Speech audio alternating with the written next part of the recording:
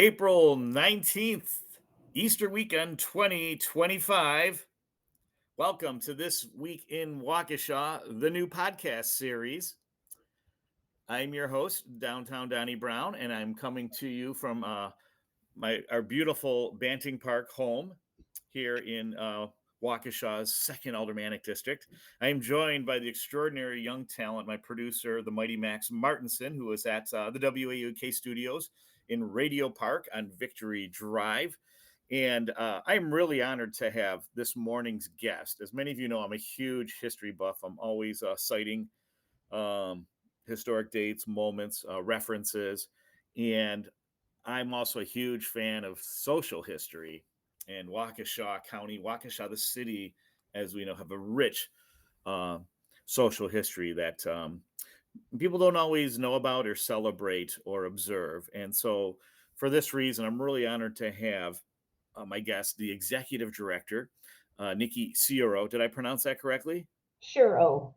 Ciurro. Thank you It's so much, tough. Nicki It's tough. Ciurro.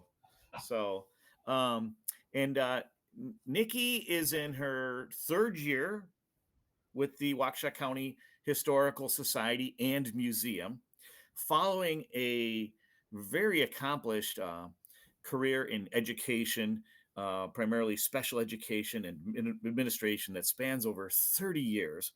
And if my wife was available, Nicki, I think she would have been a better host because my wife has probably over 25 years of education as a teacher and administrator, and all in the charter schools. Oh, nice. So she was really pleased to hear that you were with, you'd spent some time with Escuela Verde. Did I get that correct? Correct. That is And correct. yeah, my wife was at Bruce Guadalupe, the United Community Center, for 20 plus years. She was the first principal of the Acosta Middle School, Okay. which was an honor to her because she's very good friends with Israel and Dora Acosta, a big part of the United Center community. And then in the last, I guess, 3 to 4 years now, she's been here in Waukesha with La Casa de Esperanza, and is really excited that her students will be coming to your to the museum next week as part of your intergenerational history fair. Did I get that correct? Or heritage fair, excuse me. Heritage fair, but history Yes. fair, all the same.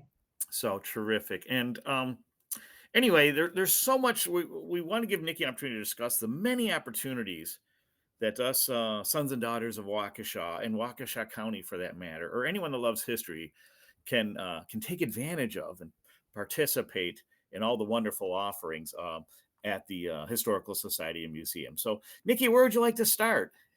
Well, we could start with the history of the Historical Society Museum, or we could start with what we have to offer right now. So I kind of think what we have to offer right now, and then we can talk a little bit more about some Let's history. do that. Yeah, because again, being a history nerd, and I say that with pride, we'll take we'll go down a rabbit hole when we start getting into the history of the, but go ahead, I please.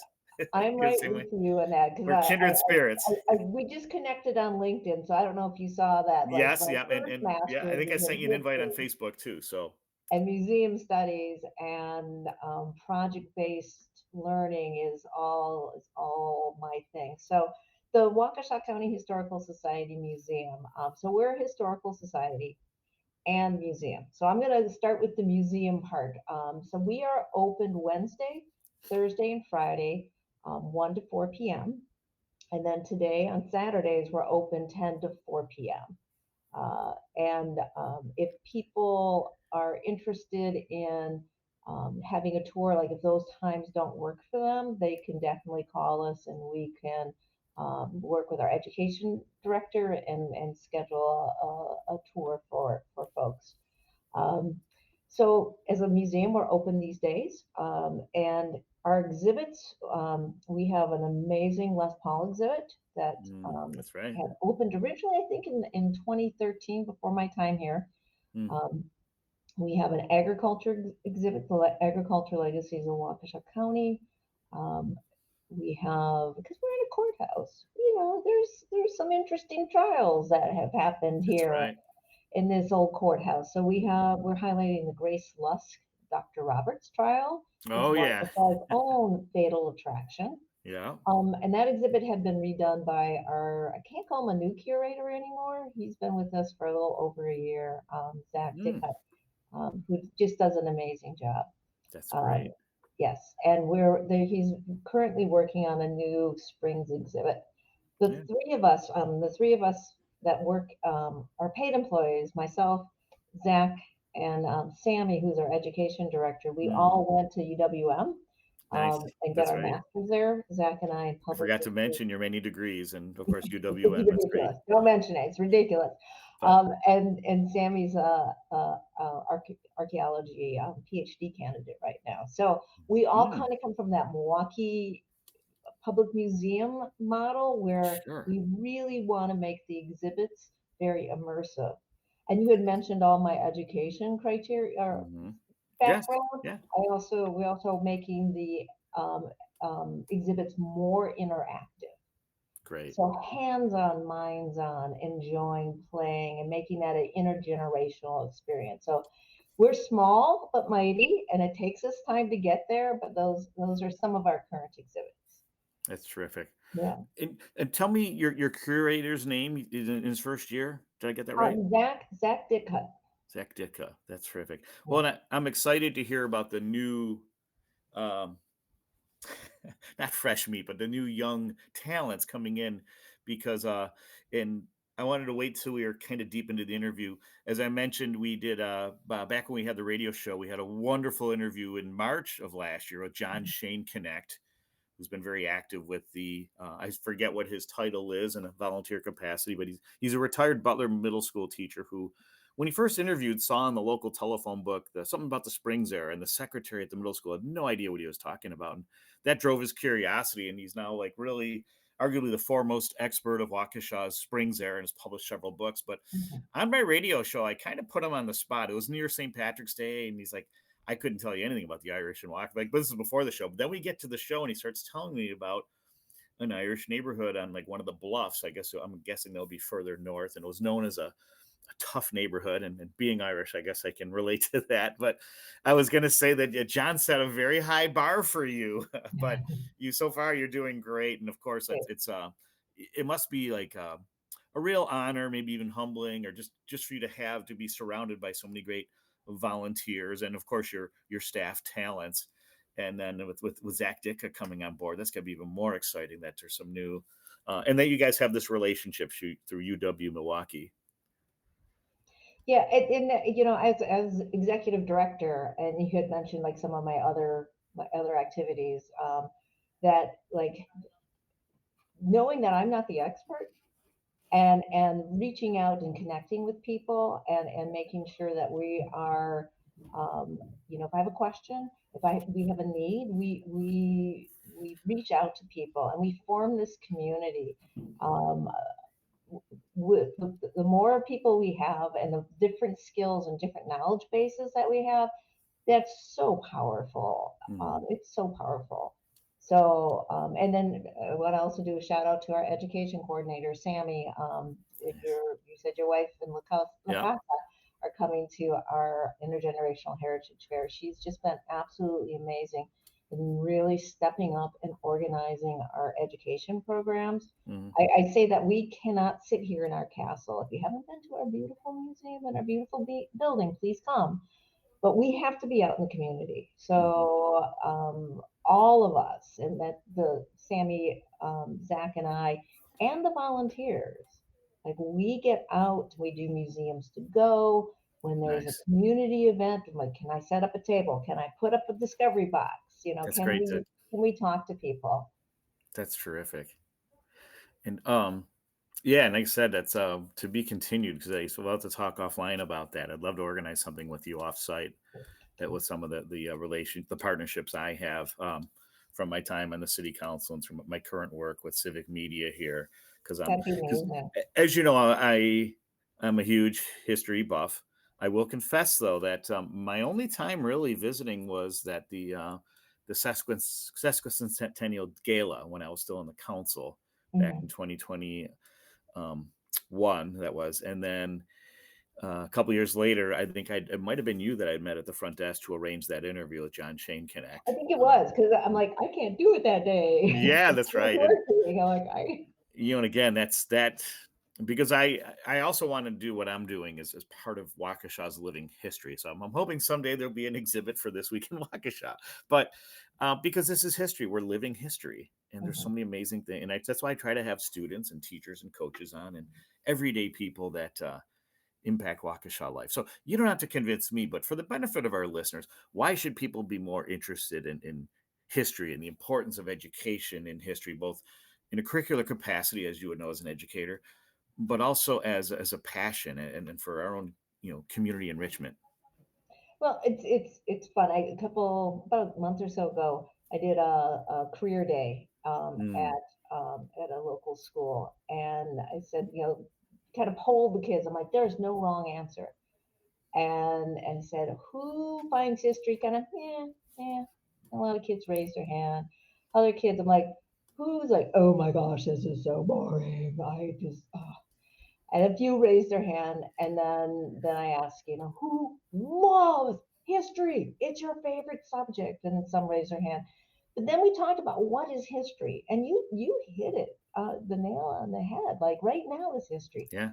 Everything, everything is history. And when I went to UW back in the '90s, there was a poster on the wall that said, everything is history. So there's something that everybody is passionate about. It could be baseball. For me, it's Yeah. music. It could be like for John, the Springs. Like, what Hmm. is this? You Yeah. dig more into it. Our lives are history. So there's something that everybody enjoys, and I mean, and history is so big and expansive. Like Yeah. I could tell you right now, there are stories we do not have in our collection, Yeah.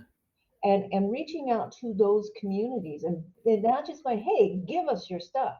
It's Hmm. like, hey, we want you and your community here. We want to build that community. Yes. So if our Hispanic community, we don't have enough stories. We There's aren't such a sharing rich enough. history here that No, hasn't been documented. absolutely, and Yeah. a diverse story. Hmm. And again, am I the expert? I am not. What I am is the connector and Sure. building that community. So why should you be interested? Everything's history. It is so important. Hmm. I've got a sticker design that I have to work on printing. It's like, Can't wait to see it. don't make me repeat myself, Sure. comma, history. So just, there's a lot of lessons to be learned. We can look at it through our lenses of our time and our experiences, and you go back and you're like, you did what? Hmm. But Hmm. I also will say that person was of their time. Right. So digging down deeper, knowing Yeah. what those societal expectations and Hmm. such were of that time, Yeah. and understanding their history, Hmm. and then in reflecting on it for us now. So it's such a big question.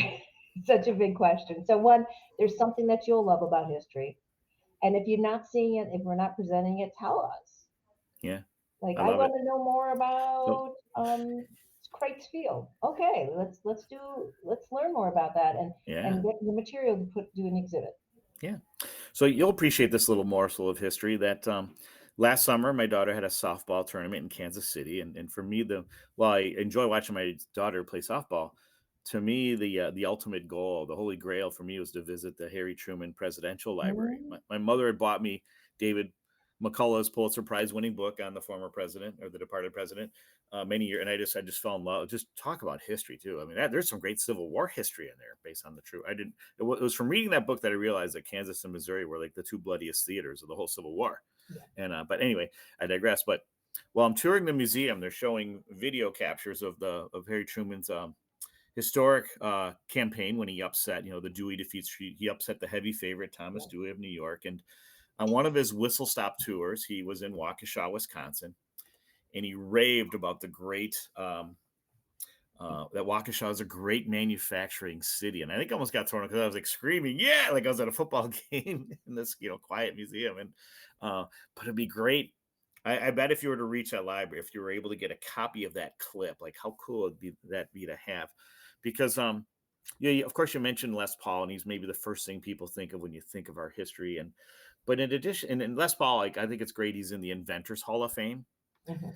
and in Waukesha, there's so many different Les Pauls in different sectors and industries, if you will. It is a great city of innovation, and so and I'm sure that's captured in the museum. But yeah, there's so many hidden gems that we have yet to unearth.